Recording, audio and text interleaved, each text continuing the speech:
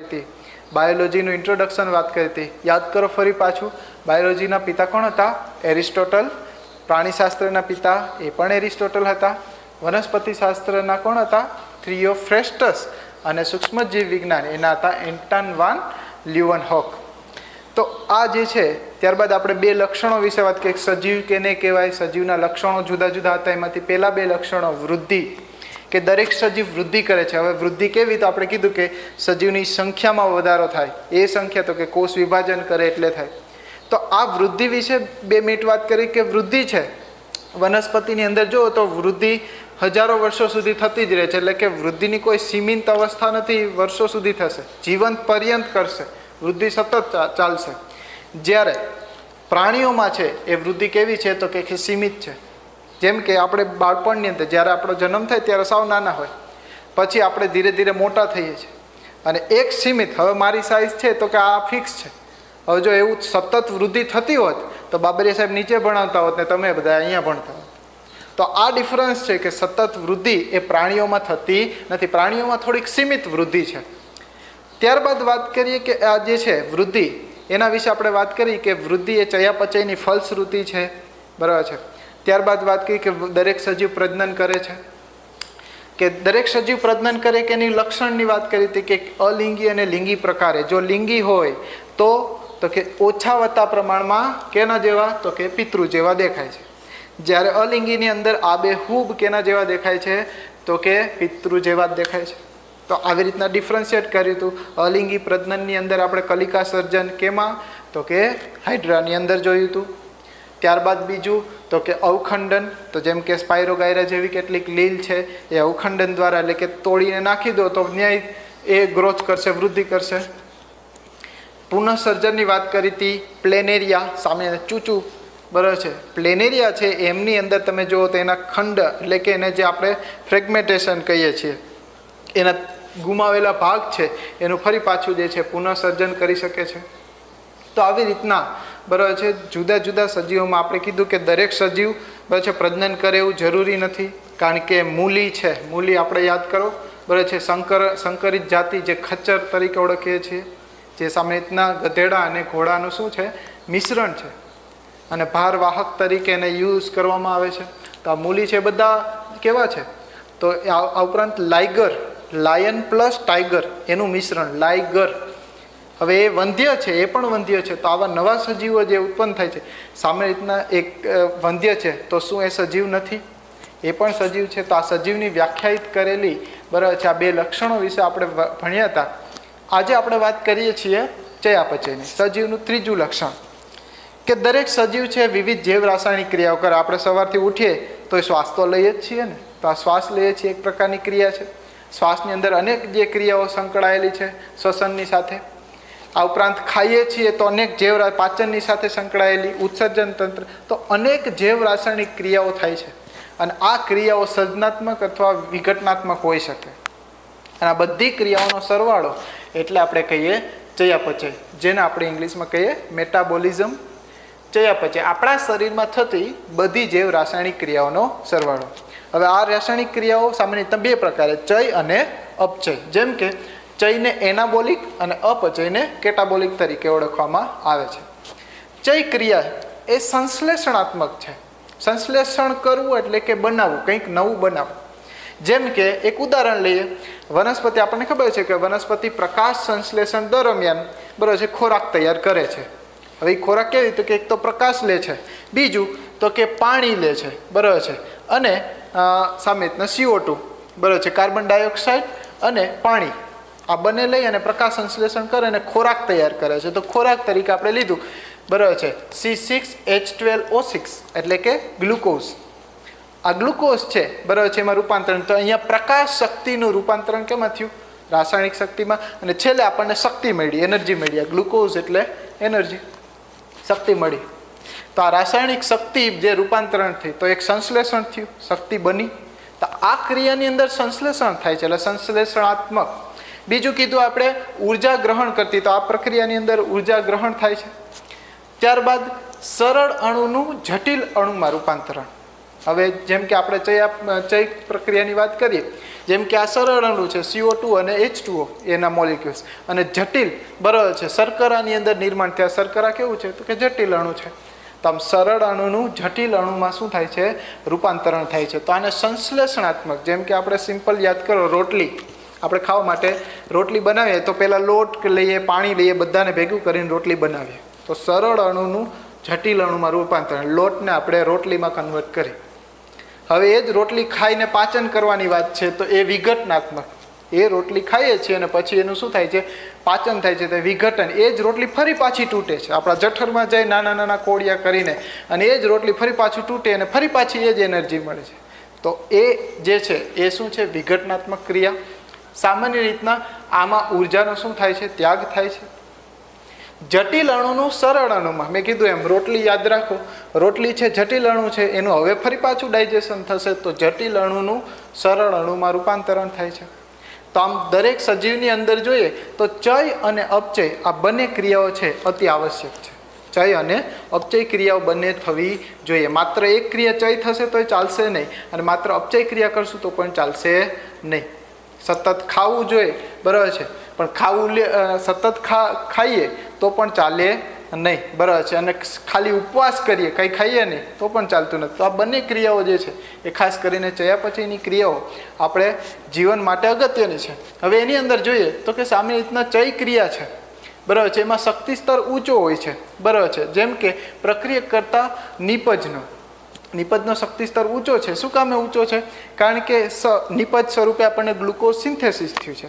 એ જ સામાન્ય પ્રકાશ શ્વસન, આપણે યાદ છે વનસ્પતિ શું કરે છે? આપણે ઓક્સિજન કાઢીએ છીએ, વનસ્પતિ એ ઓક્સિજનને ગ્રહણ કરે છે, કારણ કે એ શ્વસન દરમિયાન ઓક્સિજનને ગ્રહણ કરે છે અને CO2 બહાર કાઢે છે. તો આ જે છે બરાબર છે C6H12O6 બરાબર છે, ગ્લુકોઝનું ફરી પાછું આપણે ઓક્સિજનની હાજરીમાં કાર્બન ડાયોક્સાઇડ અને પાણીના સ્વરૂપે આપણે છૂટા પાડીએ. તો આ જે છે અહીંયા નિપજ છે એ સામાન્ય વિઘટનાત્મક ઉર્જાનો ત્યાગ કરતી પ્રક્રિયા છે. એટલે જે છે પ્રક્રિયા કરતાં નિપજનો શક્તિ સ્તર કેવો છે તો કે નીચો છે. તો ત્યારબાદ વાત કરીએ આ બંને ક્રિયા, પ્રકાશ સંશ્લેષણ અને પ્રકાશ શ્વસન, આ બંનેનું એક ઉદાહરણ થયું. હવે કેટલાક પ્રશ્નો પૂછાય છે, જેમ કે ચય ક્રિયાનું પ્રમાણ અપચય ક્રિયા કરતાં વધી જાય. જેમ કે આ સિમ્બોલ છે બરાબર છે, કેનો છે તો કે વધારાનો. તો કે ચય ક્રિયાનું પ્રમાણ અપચય ક્રિયા કરતાં વધી જાય બરાબર છે તો શું થાય? વૃદ્ધિ.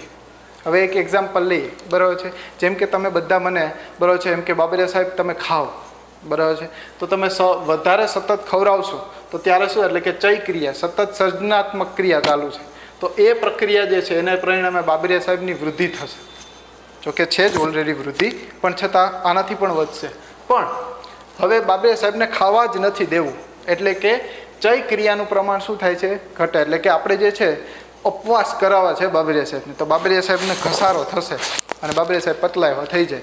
તો ચય ક્રિયા જે છે બરાબર છે એનું પ્રમાણ અપચય ક્રિયા કરતાં ઓછું થઈ ગયું છે, તો ત્યારે અથવા તો ચય ક્રિયાનું પ્રમાણ ચયની સાપેક્ષે અપચયનું ક્રિયાનું જે પ્રમાણ છે એ વધી જાય એમ પણ લખી શકો. તો સામાન્ય રીતના શું થશે? ઘસારો. હવે મેં કીધું ઘસારો ક્યારે થાય? કે જે તમને ખાવા ન આપે, એટલે કે ચય ક્રિયાને બદલે અપચય વિઘટન મારી અંદર સતત થાય તો મારી ચરબી બધી ઓગળી જાય, અને એ સ્થિતિમાં ઘસારો થાય તો સજીવ ઘસારો અનુભવે. તો આવી રીતના બરાબર છે ચય અને અપચય આ એક બંને પ્રક્રિયાઓ સજીવ શરીરની અંદર થવી ખૂબ જ આવશ્યક છે. અને આ ચયાપચયની સાથે વાત કરીએ કેટલાક જે ઉર્જાને લગતા બરાબર છે પ્રશ્નોની, જેમ કે થર્મોડાયનેમિક્સનો પ્રથમ નિયમ કે વિશ્વમાં ઉર્જાનો કુલ જથ્થો છે એ અચળ રહે છે. વિશ્વમાં ઉર્જાનો કુલ જથ્થો અચળ રહે છે, એટલે કે ઉર્જાનું માત્ર એક સ્વરૂપમાંથી બીજા સ્વરૂપમાં રૂપાંતરણ થાય. જેમ કે પ્રકાશ શક્તિનું રૂપાંતરણ અહીંયા રાસાયણિક શક્તિમાં થયું, તો ઉર્જાનું માત્ર રૂપાંતરણ થાય છે. બીજું કીધું એનું સર્જન કે નાશ શક્ય છે નહીં, કોઈ જગ્યાએ સર્જન નથી કે એનો કંઈ નાશ નથી, એ અચળ જે છે ખાલી માત્ર રૂપાંતરણ થાય છે. અને ઉર્જાના રૂપાંતરણ વખતે દરેક જે સ્તરે ઉર્જાનો અમુક જે છે વ્યય પણ થાય બરાબર છે. જેમ કે ઉર્જાનો શું થાય છે? ઉષ્મા સ્વરૂપે એક સ્તરમાંથી બીજા સ્તરમાં જ્યારે રૂપાંતરણ થાય ત્યારે એ વાતાવરણમાં ફરી પાછું ઉષ્મા સ્વરૂપે કંઈક ઉર્જા ગુમાવે છે. તો આની વાત કરીએ આપણે પ્રથમ નિયમની. એક વાત કરીએ મુક્ત ઉર્જા, ફ્રી એનર્જી, કે કોઈ પણ તંત્રને કાર્ય કરવા માટે જે શક્તિ જોઈએ છે એને આપણે મુક્ત ઉર્જા કહીએ છીએ, ફ્રી એનર્જી. જેમ કે અત્યારે મારે લેક્ચર લેવો છે તો સામે મારે શક્તિ જોશે, મારે ખાઈને આવવું પડશે આમ સરસ મજાનું, તો હું અહીં લઈ, નકર શું થશે, અપવાસ હોય ને લેક્ચર લઈએ તો આપણી પાસે શક્તિ છે નહીં, તો આપણે પડી જઈએ તરત. તો એ સ્થિતિમાં કોઈ પણ તંત્રમાં કાર્ય કરવા માટે પ્રાપ્ત શક્તિને આપણે શું કહીએ, મુક્ત ઉર્જા. હું ખાઈ લઉં છું, મુક્ત ઉર્જા સરસ છે. હવે બીજો નિયમ એની પાછળ જોઈએ કે થર્મોડાયનેમિક્સનો બીજો નિયમ શું કહે છે કે કોઈ તંત્રમાં મુક્ત શક્તિનું પ્રમાણ બરાબર છે ઘટતું જાય. હવે મેં સવારે કંઈ ખાધું નથી બરાબર, એટલે મારી પાસે કાર્ય થઈ શકે, એટલે કાર્ય કરવા માટે કોઈ શક્તિ નથી, એટલે કે મુક્ત ઉર્જાનું પ્રમાણ શું થયું, ઘટ્યું, મુક્ત ઉર્જા ઘટી. તો એની સાપેક્ષે હવે મેં ખાધું ન હોય એટલે આપણે ખાઈએ નહીં તો શું થાય, પેટમાં ઉંદેડા બોલે સાહેબ, બરાબર છે. તો પેટમાં ઉંદેડા બોલે એટલે કે અવ્યવસ્થા સર્જાય છે, સજીવના તંત્રમાં અવ્યવસ્થા સર્જાણી. ઓહો, બહુ ભૂખ લાગી, તો એ ભૂખ લાગવી એટલે કે અવ્યવસ્થા સર્જાણી, એને કોઈ પણ તંત્રમાં અવ્યવસ્થાના માપદંડને આપણે શું કહીએ છીએ, તો કે એન્ટ્રોપી. તો એન્ટ્રોપી એટલે કે મુક્ત ઉર્જા પ્રમાણ ઘટ્યું તો એન્ટ્રોપીનું પ્રમાણ વધ્યું. એન્ટ્રોપી એટલે અવ્યવસ્થાનું માપદંડ, અવ્યવસ્થા વધી, આહા ભૂખ લાગી, અવ્યવસ્થા વધી. હવે જ્યારે તમે સરસ મજાનું કે બાબરે સાહેબ લો સરસ મજાનું માખણ ને રોટલો, ઓળો ને રોટલો છે, સરસ મજાનું ખાઈ લો, ઓહો મજા આવી ગઈ, તો એનર્જી મળી ગઈ, મુક્ત ઉર્જા બરાબર છે એનું પ્રમાણ વધ્યું, કાર્ય કરી શકે એવી શક્તિ વધી. અને તો કે અવ્યવસ્થા ખાઈ લીધા પછી ઘટી ગઈ, તો એન્ટ્રોપીનું મૂલ્ય શું થયું, ઘટ્યું. તો યાદ રાખશું આપણે, મુક્ત ઉર્જાનું પ્રમાણ વધે તો એન્ટ્રોપીનું મૂલ્ય ઘટે, મુક્ત ઉર્જાનું પ્રમાણ ઘટે તો એન્ટ્રોપીનું મૂલ્ય વધે. ત્યારબાદ બરાબર છે આ બે પ્રશ્નોની આપણે ચર્ચા કરી, બરાબર છે. નેક્સ્ટ લક્ષણની વાત કરીએ તો કે પર્યાવરણની ઉત્તેજના સામે પ્રતિક્રિયા આપે છે સજીવ. એની પહેલાં એક વાત કરીએ ચયાપચયની, એક વાત રહી ગઈ. જેમ કે આપણે એવું મૂળ વાત હતી કે સજીવ કેવો છે, આ લક્ષણથી પ્રૂફ કરવું છે કે આ સજીવ છે. તો દરેક સજીવ એ ચયાપચય કરી શકે છે. નિર્જીવ વસ્તુ, આપણે આ કંઈ પંખો છે ચયાપચય નથી કરતો કે ઓહો આજ તો બહુ ખવાઈ ગયું, તો એ જે છે પંખો છે એ ચયાપચય કરે. કે નિર્જીવ જે છે સજીવ એટલે કે દરેક નિર્જીવ વસ્તુ એ ચયાપચય દર્શાવતી નથી, પણ સજીવ છે એ ચયાપચય કરે છે, એ ફાઇનલ. હવે પ્રશ્ન આવીને ઊભો રહે, બરાબર છે કે સેલ ફ્રી સિસ્ટમ જે અહીં લખેલું છે, કોષ મુક્ત પ્રણાલી. સામાન્ય રીતના ટેસ્ટ ટ્યુબની અંદર પણ વિવિધ જૈવ રાસાયણિક ક્રિયાઓ થાય છે. ઉર્જાના કેટલાક રૂપાંતરણો આપણે જોતા હોઈએ છીએ કે આ પ્રક્રિયામાંથી આ બન્યું છે. તો એ ટેસ્ટ ટ્યુબની અંદર જે થતી પ્રક્રિયાઓ છે એ પણ વિવિધ રાસાયણિક ક્રિયાઓ છે. તો એને આ જે ટેસ્ટ ટ્યુબની અંદર કે કોષ મુક્ત પ્રણાલી સેલ ફ્રી સિસ્ટમમાં જે કેટલીક ક્રિયાઓ થાય છે તો એને સજીવ કેવું કે નિર્જીવ કેવું. તો આપણે અહીંયા એક સેન્ટેન્સ સરસ યાદ રાખી શકીએ કે દરેક સજીવનું લક્ષણ છે ચયાપચય કરવું. શું કીધું? દરેક સજીવનું લક્ષણ છે ચયાપચય કરવું, પણ દરેક ચયાપચય થતી ક્રિયાઓ બરાબર છે એ સજીવ છે નહીં. તો આમ યાદ રાખીશું આપણે ઇન વિટ્રો એટલે કે પ્રયોગશાળાની અંદર જે થતી પ્રક્રિયાઓ, જે કે એ સેલ્ફ ફ્રી સિસ્ટમ એટલે કે ટેસ્ટ ટ્યુબમાં થતી ક્રિયાઓ બરાબર છે એને આપણે સજીવ કહેવો કે નિર્જીવ કહેવો એ આપણો મુખ્ય પ્રશ્ન છે. તો અહીંયા વાસ્તવિક લક્ષણ આપણે કહી શકતા નથી. નેક્સ્ટ લક્ષણની વાત કરીએ કે પર્યાવરણની ઉત્તેજના સામે પ્રતિક્રિયા. દરેક સજીવ પહેલાં તો આપણે કહીએ કે પર્યાવરણ પ્રત્યે અનુભૂતિ કરે છે. તમે દરેક પર્યાવરણ, જેમ કે ગરમી થાય છે તમે અનુભૂતિ કરો છો, પરસેવો વળી જશે તો એ તમે સજીવ છો એટલે અનુભૂતિ કરે છે. પંખાને કાંઈ ફેર પડે? આ બેન્ચ બોલશે કે ભાઈ મને બહુ ગરમી થાય છે, નથી કહેતી. શું કામ? કારણ કે અનુભૂતિ કરી શકતી નથી, એની પાસે કોઈ એવી ક્ષમતા નથી. હવે લાઇટ વહી જાય છે બરાબર છે ને મને ગરમી થાય છે તો હું તરત પૂઠું લઈ અને આમ હવા નાખીએ, એ ભગવાન બહુ ગરમી છે, તો હું સજીવ છું, મને અનુભૂતિ થઈ અને મેં કંઈક ક્ષમતા છે એટલે એની સામે નિવાડવા માટે મેં કંઈક રસ્તો ગોઈતો, પૂઠાથી હવા નાખી લો. તો આ જે છે એક સજીવ કરી શકે, પંખો કરી શકતો, કદાચ એને ગરમી થાય તો એ કરતો નથી, એ એની જાતે ચાલુ ન થઈ જાય. લાઇટ વહી ગઈ છે, ઓહો હવે પંખો ચાલુ થઈ જાય, ઓટોમેટિક ફરે. હા, ઘણા એમ કે સાહેબ પવન આવે તો ફરે, પણ એવું એ વાસ્તવિકતા નથી. તો આવી રીતના બરાબર છે દરેક સજીવ જે છે પર્યાવરણ પ્રત્યે અનુભૂતિ કરે છે અને અનુભૂતિ બાદ એ જે કંઈ અનુભૂતિ કરી છે એ અનુભૂતિ પછી કંઈક આવિષ્કારો કરે છે. એટલે એની પાસે એક ક્ષમતા છે કે પર્યાવરણ પ્રત્યે અનુભૂતિ કરે છે અને એની સામે પરિબળવા એટલે કે પ્રતિક્રિયાઓ સ્વરૂપે કંઈક ને કંઈક આવિષ્કારની ક્ષમતા ધરાવે છે. આસપાસની પર્યાવરણ આવી ઉત્તેજના સામે જે પ્રતિક્રિયા આપે એ કેવી હોય, જેમ કે કોઈ ભૌતિક હોય, રાસાયણિક હોય, જૈવિક હોય. જેમ કે ઉદાહરણ લ્યો, મેં તમને એક ઉદાહરણ આપ્યું કે વિવિધ જે છે જૈવિક ક્રિયાઓ મેં કીધું કે આપણે પૂઠું લઈને હવા નાખી લીધી તો એક સજીવ છે એ કરે છે. એવી રીતના રાસાયણિક છે, જેમ કે મને ફૂલ ગરમી થાય છે એટલે પરસેવો વળતો હોય તો એ સ્થિતિની અંદર પરસેવો વળવો એ રાસાયણિક ક્રિયા થઈ કે ગરમીની સાપેક્ષે સજીવે પરસેવો વાળી એના સજીવના શરીરને ઠંડુ કરી લીધું, નિયંત્રણ કર્યું તાપમાનનું. તો આ સ્થિતિ એક પ્રકારની રાસાયણિક સ્થિતિ. તો દરેક સજીવ આપણે શું કીધું એનું લક્ષણ, એ લક્ષણ શું તો કે પ્રતિક્રિયા આપે છે. પ્રતિક્રિયા કેવી હોય, ભૌતિક હોય, રાસાયણિક હોય અથવા તો જૈવિક હોય. જૈવિક રીતના જેમ કે મને થતી હોય તો હું એક જગ્યાએથી જઈ અને છાયાવાળી જગ્યાએ ઊભો રહી જાઉં, તો આવી રીતના સજીવ કરી શકે છે, નિર્જીવ કરી શકતું નથી.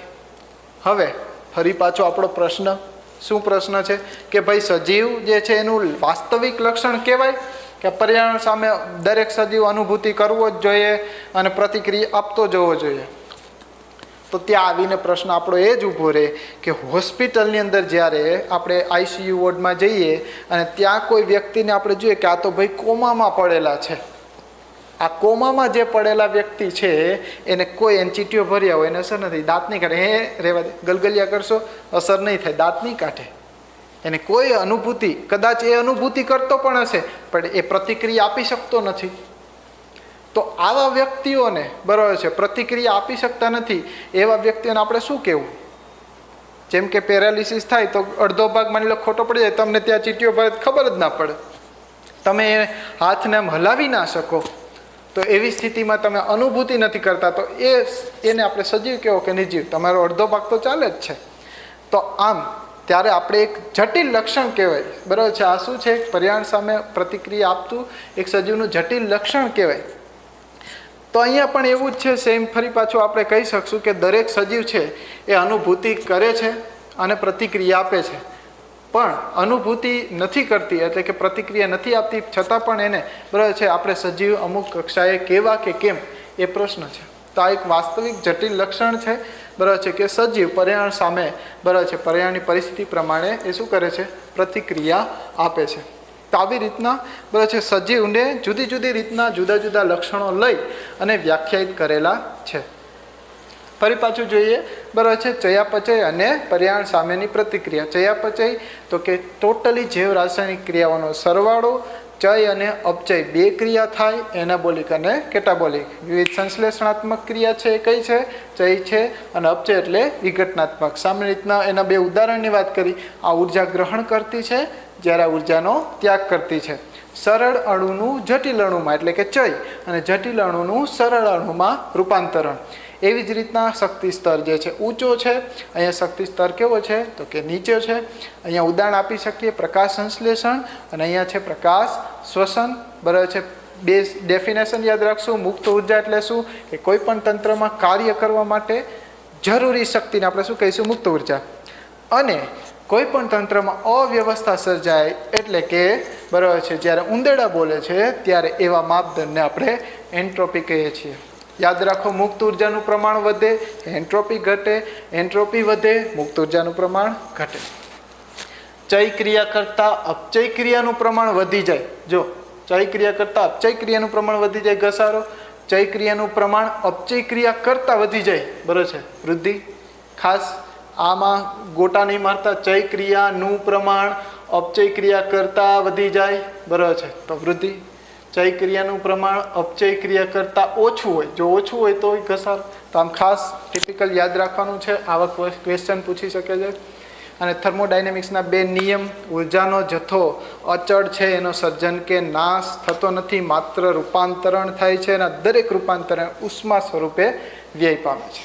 અને આપણે કીધું કોઈ પણ તંત્રમાં મુક્ત શક્તિનું પ્રમાણ ઘટે અને ફળ સ્વરૂપે એન્ટ્રોપીનું પ્રમાણ વધે અને કાર્યક્ષમતામાં ઘટાડો થાય. તો આ બે લક્ષણોની આપણે વિસ્તૃત વાત કરી. નેક્સ્ટ લેક્ચરની અંદર આપણે વિશિષ્ટ બીજા લક્ષણોની ચર્ચા કરશું.